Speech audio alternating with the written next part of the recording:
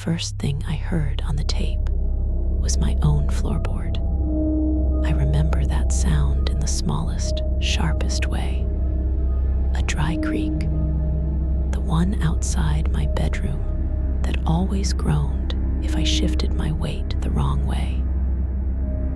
It happened 3 seconds into the recording, and then a voice, thin, urgent, very close to the microphone, breathed, "Don't leave the door open." I moved into the house on a Tuesday in early October. It was one of those old colonial places on the edge of town that people complain about when they're trying to sound sophisticated. Original woodwork, arched windows, a fireplace that probably hadn't been used in years. I was 30, recently divorced, and exhausted of apartments that came with noisy neighbors and landlords who answered calls at 2 a.m. I wanted something that felt permanent. The listing said cozy fixer-upper. The realtor said great bones. The inspector said minor issues. I signed the papers, drove my U-Haul across town, and told myself that I could fix a roof and a fence if it meant having a real front porch again. The address was Maple Grove Lane, but the town printed on the deed was small enough that people still used the name of the county in conversation. Millersville.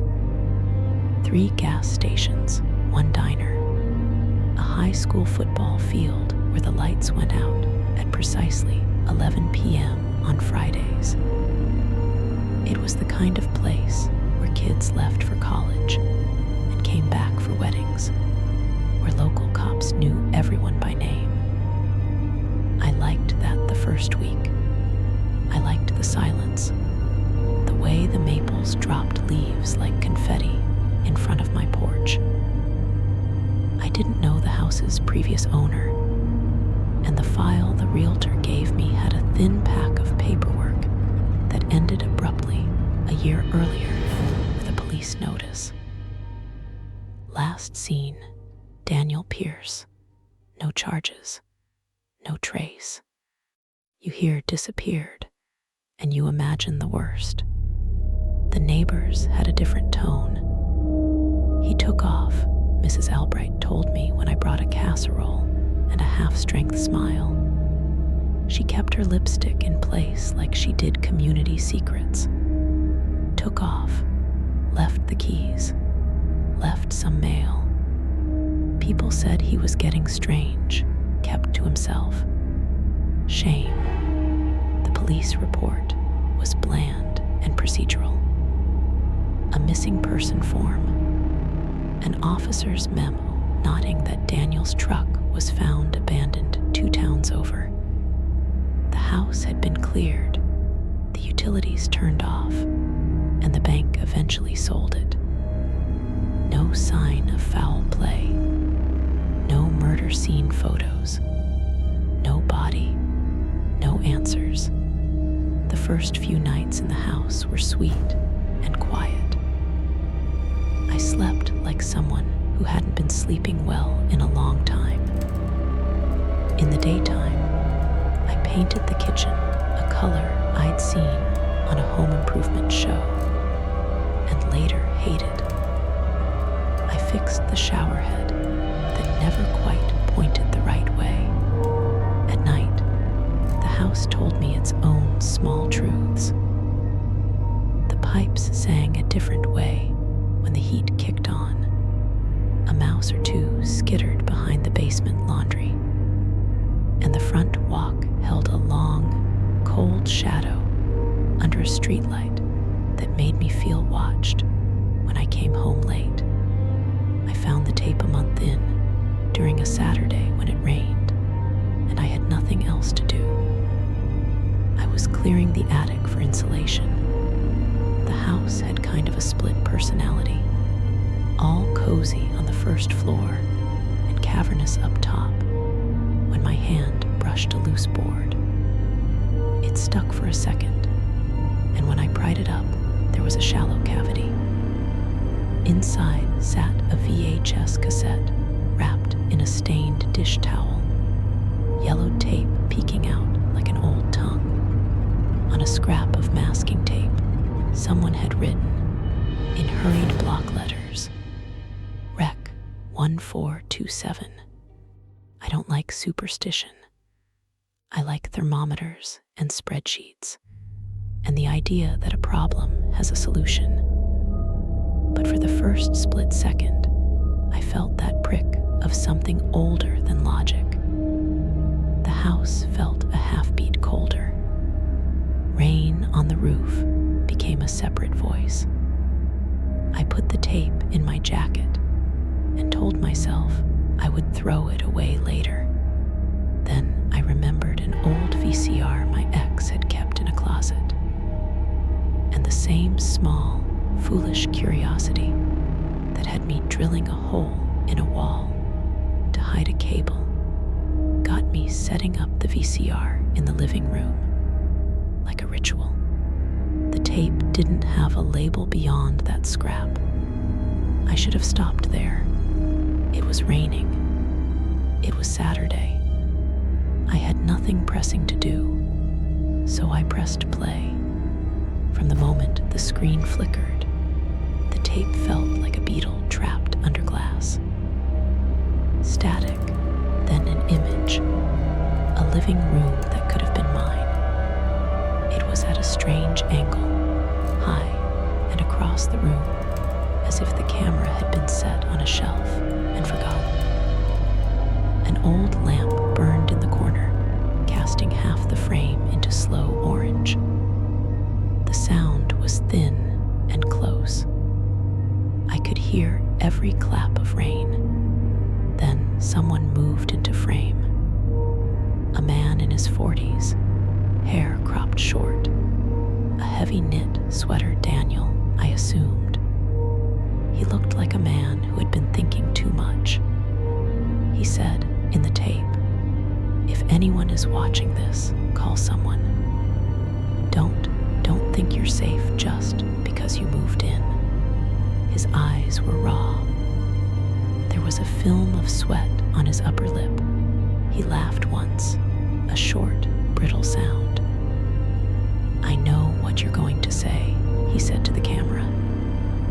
You'll say this is crazy, a recording, a prank. But listen, you need to hear this. You need to know what happened before it grabs you. He talked in loops for a while about noises, about things under the floor, about someone moving the pictures on the wall when he wasn't home. He mentioned a woman who used to live next door, a nurse, and how she had stopped by 3 weeks before and said, "You look like you've been losing time." The video shuddered then, like the tape had been handled, a vertical streak across the picture, a brief jump. Daniel's voice wobbled. He swallowed. They learn how you sleep, he said. They learn how you close doors. They learn which floorboard creaks. They learn the way you breathe when you lie awake. There was footage of him walking through the house at night, searching. He taped the underside of the stairs.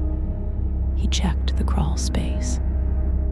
There was a shot of a basement light that flickered to black. And then, suddenly, a long, low sound like someone dragging a chair over the floor from a great distance. He said the word back room 3 times, each time softer, as if repeating it would make it vanish.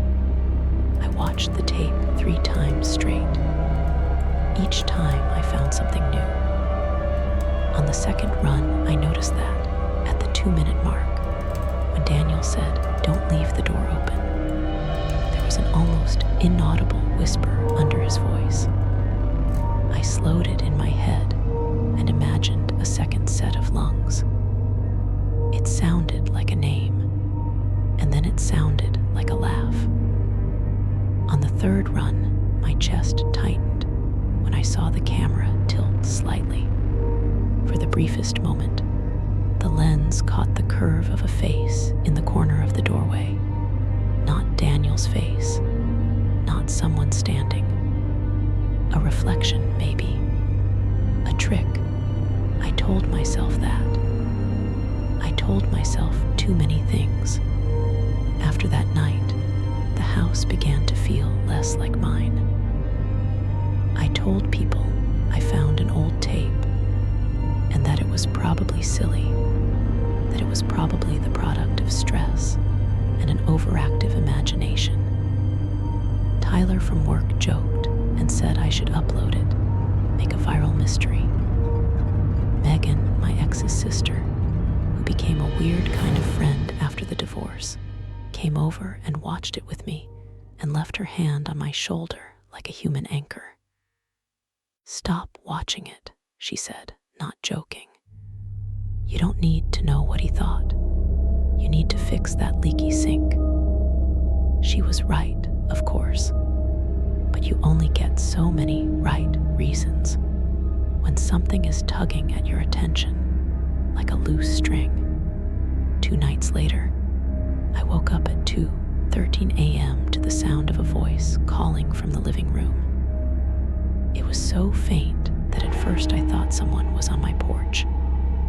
I lay there, the ceiling a pale field in the dark, and the voice came again, a soft, scraping whisper.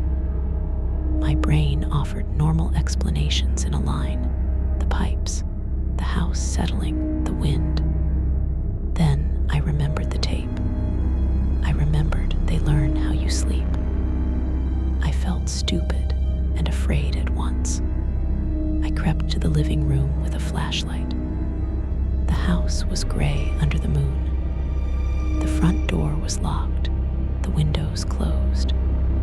The tape sat in the VCR like a dead insect. I stood there for a long time, the beam of the flashlight covering old furniture and stacks of unpainted baseboards. The whispering stopped. I told myself to go to bed. I told myself to keep quiet. I told myself not to play the tape again. But the next day, my neighbor, a retired mail carrier named Jose, who brought me a pie when I moved in, cornered me on the steps. "You ever have trouble sleeping?" he asked, like it was a normal question. He had a habit of asking normal questions about strange things. "We had a guy just up the road," he said. "Used to say his curtains moved even when there was no wind. Said his dog stopped barking at night. Then his truck went gone. People thought he left, wanted to think it's nothing. But hell, nothing looks nothing to me. I tried to keep it casual." "You think there's something in the area?" I asked. He shrugged. "Stories. Folks don't like talking about it much. Keeps folks calm. But when you're alone at night, you notice things." When I got home, there was a note under my doormat. A plain piece of printer paper, folded. I almost didn't pick it up. It had 3 simple words: "Watch the fireplace." My first reaction was that someone had broken into my house with a malicious sense of timing and a bad sense of design. But there were no footprints in the mud near the porch. The doors were still locked. I carried the note inside and set it on the coffee table like I might set a dish. I told myself the house was playing tricks on me. I told myself I was reacting to a tape I shouldn't have watched. That night I lay awake and watched the fireplace. The hearth was old, the bricks charred and dusty. There was a thin film of soot. I found a small bundle of twine behind the grate, an old remnant. I found nothing else. I slept badly. At 3:02 a.m., the carbon monoxide detector knew, bright and white on my kitchen wall, chirped. chirped twice and went silent. I checked the batteries. They were fine. I started keeping a log. I wrote down times things happened, creaks, missing kitchen utensils. A picture frame moved a fraction of an inch clockwise. It felt childish, but also like defense. I told myself the log would prove to anyone who questioned me that I wasn't imagining it. On day 5 of the log, at 11:43 p.m., the entry read, "Someone else in house." Breath. And the handwriting was worse than usual, shaky and cramped. Then a man from the station called. Officer Dana called while I was at work. She said she was checking in because several neighbors had reported me as a new resident, and because of Daniel Pierce's file. "We just want to make sure you're okay," she said. Her voice was the kind of official calm that peels around the edges like paint. I told her I was fine. I told her about the tape. I told her about the note. She didn't laugh. "Do you feel threatened?" she asked. "No, not really, just weirded out." "Keep your doors locked," she said, "and let us know if anything else happens." It was less comforting than the tone suggested. The tape was mutating in my mind. Where at first it had been a contained object, a curiosity, now it expanded to fill corners of my life. At work, I found myself staring at the clock, picturing the tape's grainy image. At lunch, I sat in my truck and listened to a podcast I could barely follow. I started to hear Daniel's voice everywhere, in the neighbor's garage when he muttered to his radio, on the television in the diner when the owner switched channels. I can explain it. It was probably that a brain concerning itself with a single image will find that image in clutter. But the tape also seemed to rearrange the house. One night, I came home to find that the picture frames on the staircase had been moved. A photo of my ex and me. I had framed it, mostly out of habit, mostly because I hadn't had time to clear it, was now face down. I had not moved it. Megan hadn't been by. There was no sign of forced entry. The back door was locked. I called Megan, and she came over. She made coffee and sat across from me like someone whose faith in her friend was being tested. "We're not going to be heroes," she said. "We're not going to be the person who stands between a ghost and their last monologue. We'll call someone. We'll get professionals." We called, and they did what professionals do. They asked questions, took notes, and told us sometimes there was nothing to be done. A contractor came by to check the furnace, a man with a clipboard and a flashlight who did not seem to be frightened by old houses. He tapped the walls, traced the beams. "Settling," he said. "Old homes do this. Look at these joists. No structural issues." Still, when he opened the basement door, he stood in the threshold and stared for a long moment at the far wall. "Did you see anything?" I asked, my voice too loud. He shook his head. "Just old stains," he said. "You'd be surprised how much paint hides from people." That night, I dreamt that the tape had a mouth. In the dream, the cassette opened like a small, hard flower, and the tapes drank the dark from the room. I woke up with my heart slamming and the taste of metal in my mouth. The VCR was still on the coffee table. I had not powered it back on. But there was a smell in the living room, faint and acidic, like an old battery. There were small reveals after that. A photograph in the attic that had been hidden under insulation. A picture of Daniel and a woman at a county fair, arms around each other, smiles like someone trying to make an argument to history. A receipt from a hardware store, stamped 2 weeks before he disappeared. Items for a lock and a pad. The town's online forum had a thread where someone claimed they saw Daniel walking late at night, looking disoriented, muttering about keeping the door closed. The thread had page after page of commenters telling each other that sometimes people left.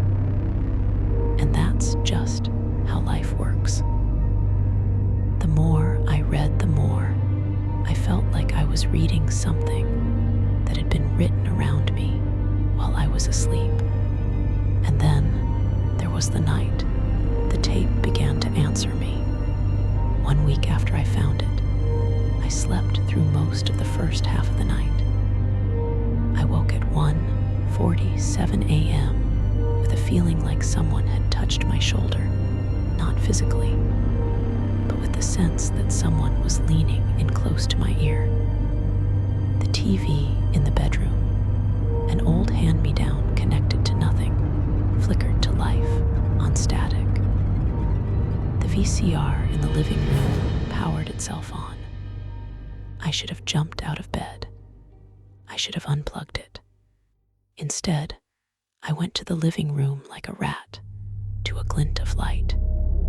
On the screen, under a wash of static, the image was not Daniel at all. It was my living room, the way it looked at that very moment. The camera angle was directed at the stairwell. I could see my shadow on the wall as I stood there, hair messy, pajamas too thin for October. The tape had somehow captured my present. A voice said from the speakers, "Did you forget who you are?" And it wasn't even trying to sound like anyone else. My immediate thought was rational, a prank.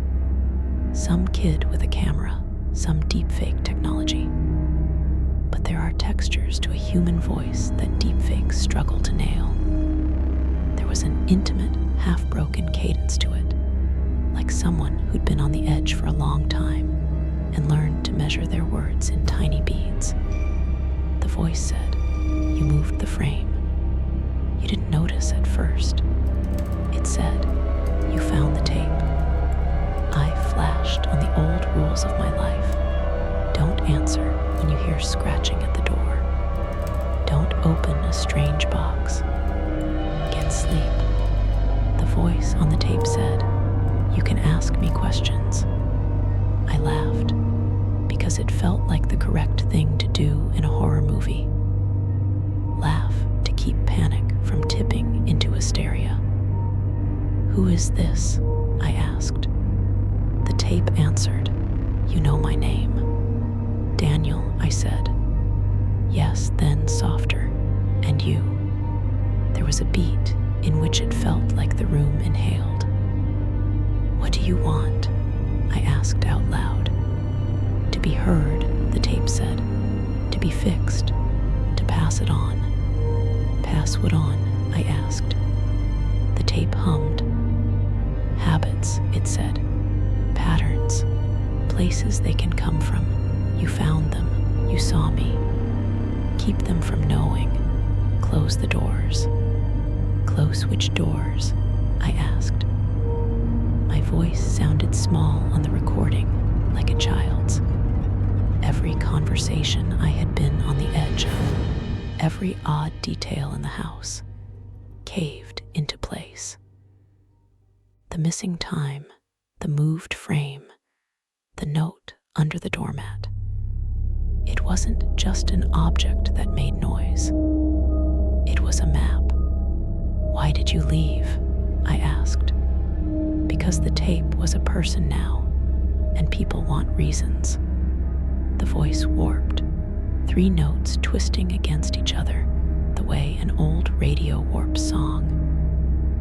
"It isn't leaving that fails us," it said. "It's forgetting where the door was." Then it said something else, and for a second the sound wasn't human at all. Pipes singing in a very old frequency. A cupboard slammed in the distance. "They liked my house." "Who are they?" I asked. The tape laughed then, not a human laugh. It was the sound of chairs scraping in an empty hall. "What do you want to call them?" "The things. The memories that learn to open windows. Names make them small. I called them the listeners. They wait where the wood is soft. On the carpet beneath my feet, behind my left ankle, I felt something brush. I jumped, and the VCR cut to black. Not like someone had rewound it, but like something had decided to stop recording. My heart hammered in my throat. I thought of running. I did not. Instead, I sat down on the couch and listened to the house breathe. There was nothing but the rain. I took the tape to the police that day. Officer Dana took it with a careful fingertip, like the sort of person who knows how to hold things that mean trouble for other people. "We'll log this," she said. "We can't promise results, but we'll look into it." She called back in 2 days and told me they'd checked the tape at the lab. "It's been erased and recorded over multiple times," she said. "But some frames are old. We think there are bits of older footage underneath." "What do they say?" I asked. "It says a man talking," she said. "Someone who lived there before. Nothing we can prove." "Prove what?" I asked. "That he was right." She didn't answer directly. She said only, "Keep the doors locked." That night, I brought the tape to my bedroom and put it in the bedside drawer like a talisman. That was a lie. I watched it again and again, and each time I played it, I felt thinner. The tape wasn't linear. Sometimes it showed Daniel. Sometimes it showed me. Once it showed a woman standing in my doorway who looked like the woman in the county fair photo. But when she smiled, her mouth was full of something like small, white stones. Once the tape showed a calendar on the wall with March circled. Then 3 days later. Then a date that made no sense at all, because it was a year that hadn't happened. I called Megan. "Burn it," she said. "Just burn it." When I told her about the woman on the tape, she said, "Fine, I'll burn it with you. But get my sister too. Get anyone. Don't do this alone." We burned it in the morning, like a ritual we needed to perform before the world opened its mouth. The 3 of us, Megan, her sister Claire, and I, stood in the backyard and set the cassette on a brick and watched it melt. The tape burned black and curdled, the ribbon inside snapping like fossilized hair. We watched the smoke carry the smell of old plastic into the sky. For a moment, I felt certain that the world had been put back in place, that the small intrusions of the house would fade like a fever. That night, the house was perfect. It hummed with its ordinary sounds. I slept like a person who had not watched a cursed object. I woke and felt lighter. Maybe the rational part of me had been correct all along. An item, now destroyed, could not continue to exert its influence. At 2:07 a.m., voice outside my bedroom door spoke, plain as a neighbor asking for sugar. "Don't leave the door open." I froze. On the other side of that door, the living room flooded with light. The soft scrape of slippers against hardwood. The house smelled like rain and smoke. I realized then that the house had been recording me not because of the tape, but because it had been waiting for me to notice the wrongness in its walls. The tape had been a key, not a lock. I opened the door. The living room was empty. The curtains were closed. The VCR, burned, ruined, lay on the coffee table in black lumps. The fireplace was empty. And yet, under the coffee table, there was a new scrap of masking tape with writing matched to the same block letters. Rec 1428. I laughed. It was a small, scared sound. I wanted to run. I wanted to pack up and hand this over to the cops and the local news and watch strangers come and stare and call me brave.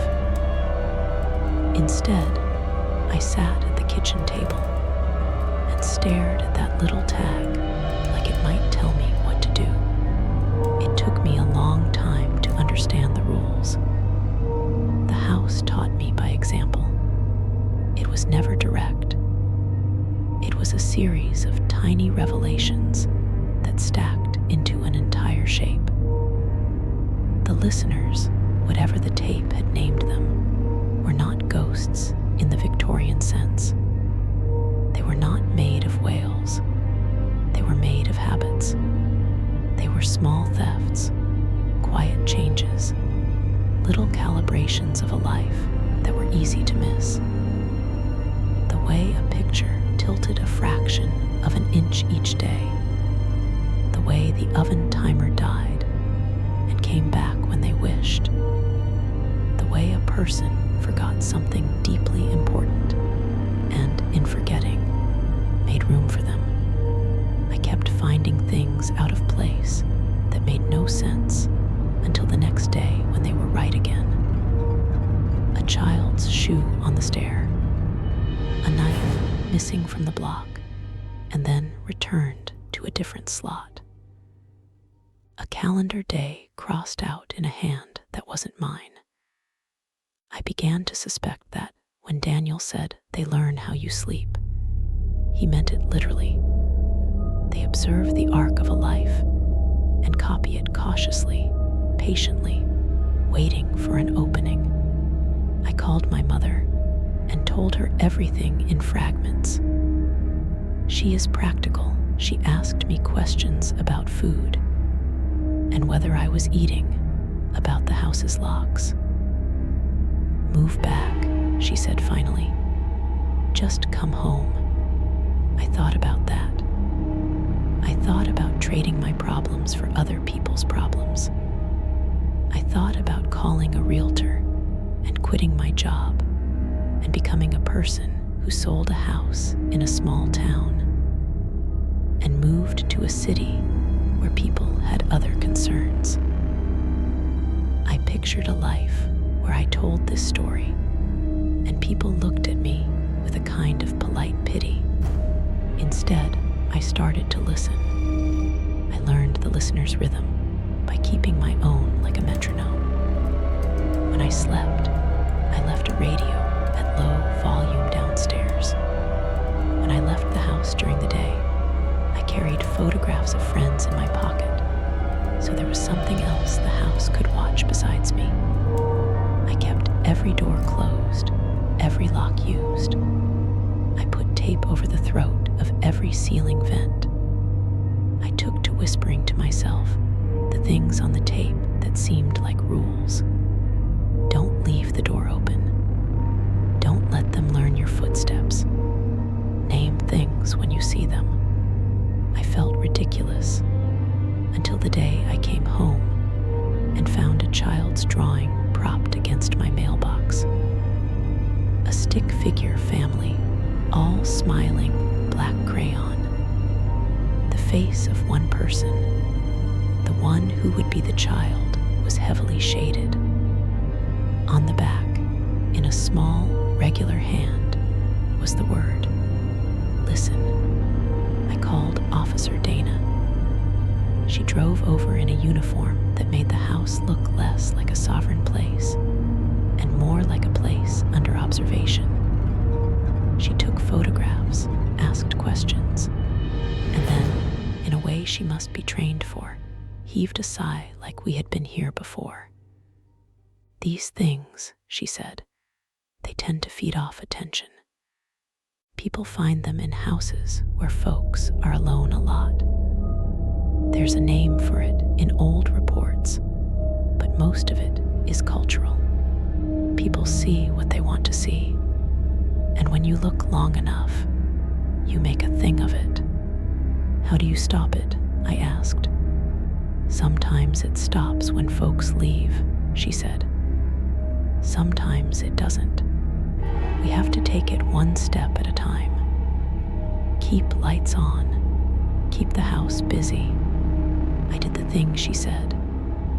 I invited people over for dinner. I left music on downstairs when I slept. I talked to the house as if it were an old dog that might understand a stern tone.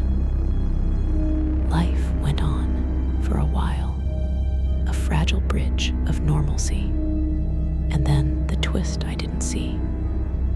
When you try to make a house normal by flooding it with life, you sometimes teach it to mimic life better. It learns different rhythms. It doesn't just watch the person who lives there anymore. It learns to reproduce the people who visit. Claire left a jacket on the back of a chair, and the next morning I found, under the cushion, a small envelope with a photograph inside. Claire and I at a party, smiling. The photograph had been cut in half. Someone had written on the white back, with a pen borrowed from a stranger, "Tell her you can't go." I called Claire. She did not remember leaving the jacket. She said I sounded tired.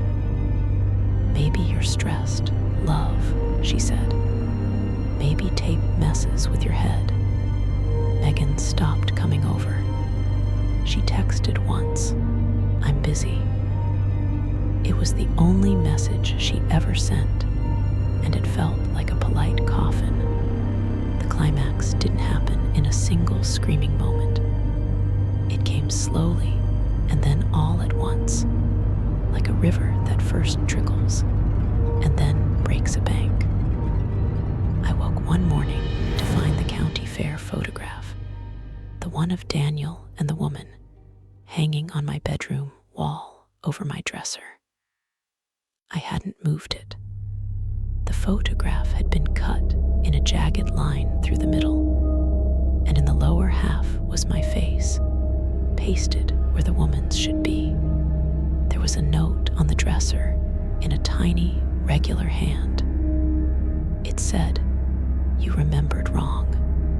I should have called the police right then. I should have left. Instead, I sat down and read the note until my vision blurred. The house sighed. I heard the pipes sing through the walls like a choir of fingernails. I walked toward the photo because, at the core of it, there is a part of us that wants to correct errors. I touched the paper and felt the tiny prickle of cold, as though someone had breathed on the back of my hand. The house had learned to make me believe a memory was mine.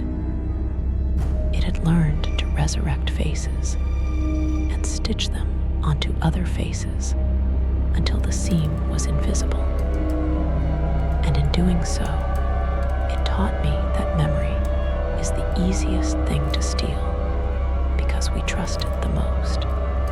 I called the station, and Officer Dana came with 2 other officers. They looked at the photograph, at the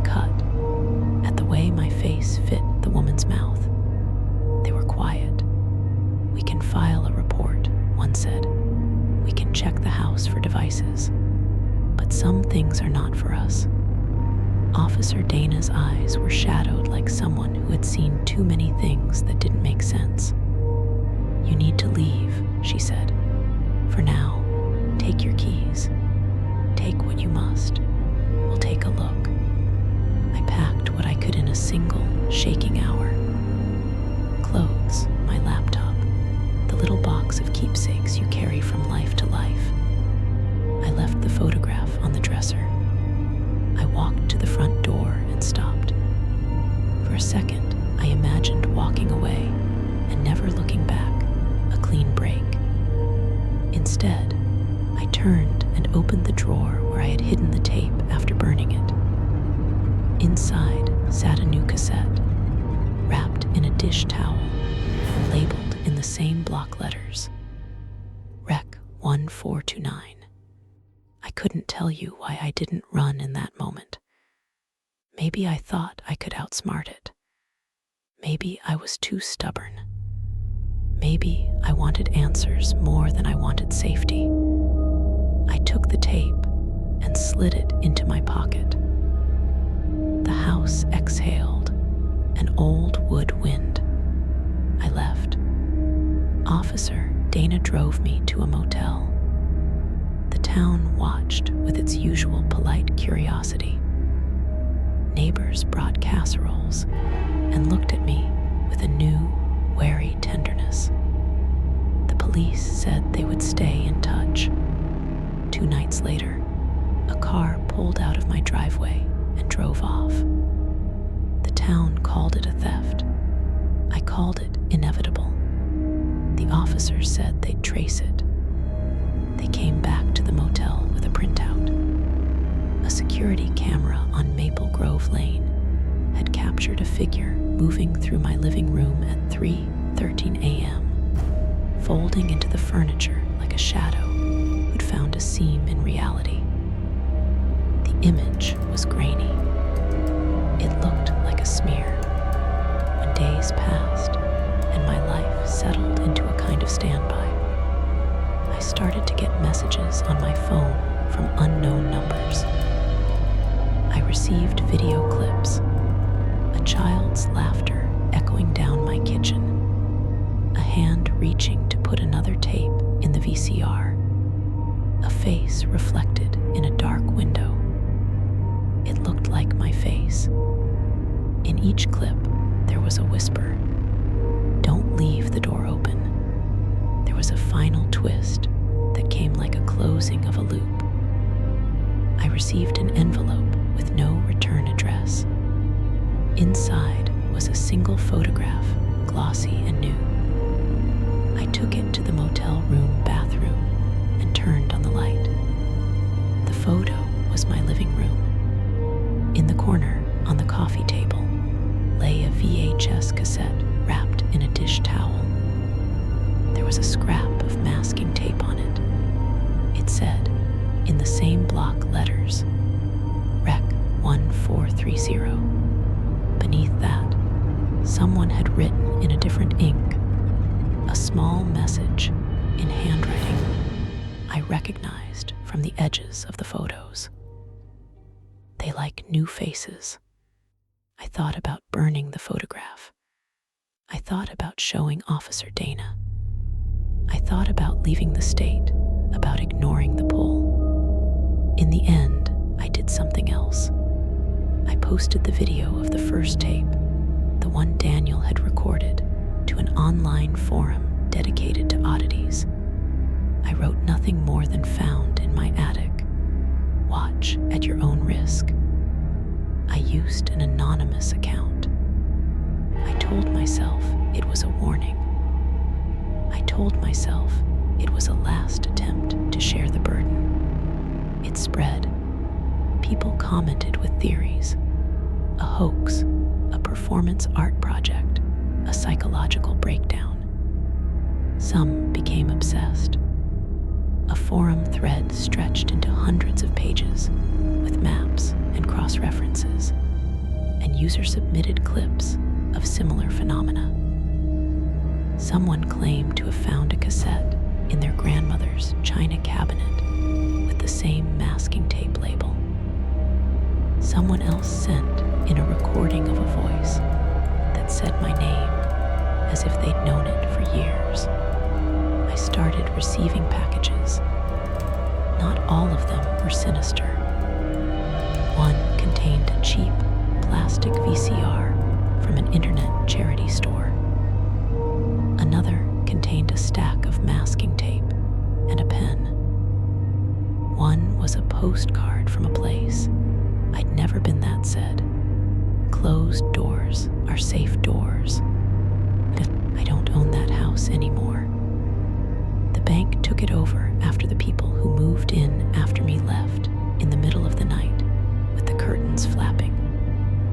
I watched from the motel as a moving truck loaded the furniture and then watched as it left. I still get calls sometimes from people who have the house on their route.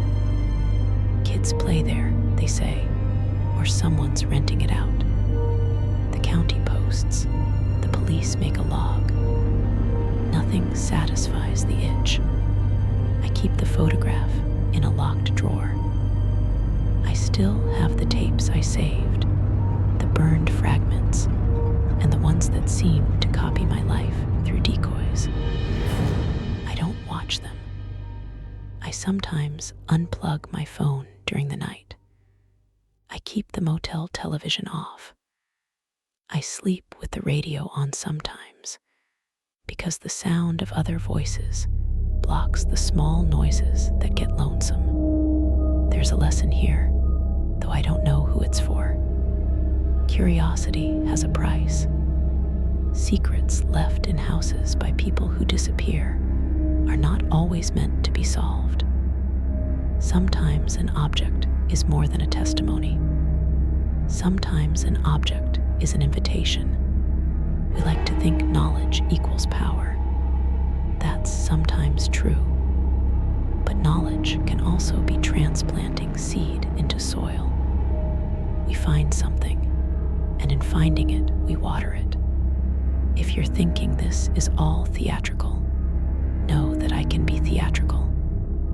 I do not want to be. I want to be a man who tells a simple story and goes home. But homes are lean, hungry things sometimes, and they learn fast. So a last thing, if you ever find a tape in a house that used to belong to someone who disappeared, or a scrap of masking tape with a number that doesn't match a system you know, don't think of it as a clue. Think of it as a door. Think very carefully about what happens to you when you peer through doors that were never meant to be opened. One night last month, the motel TV turned itself on. The screen showed snow, white noise, then a frame of a living room that was not mine, and then a close, terrible frame of a man holding a tape. His mouth moved. The sound was a low, sibilant whisper. I couldn't make out the words. It felt like a personal thing, like someone addressing me from somewhere close behind the sound. I woke to the radio at dawn, and when the newsman mentioned a house on Maple Grove Lane, sold at auction, an image flashed on the screen behind him. A hand placing a dish towel-wrapped cassette on a coffee table. The camera lingered. It looked like a public service announcement and a calligraphy of doom. I turned off the television.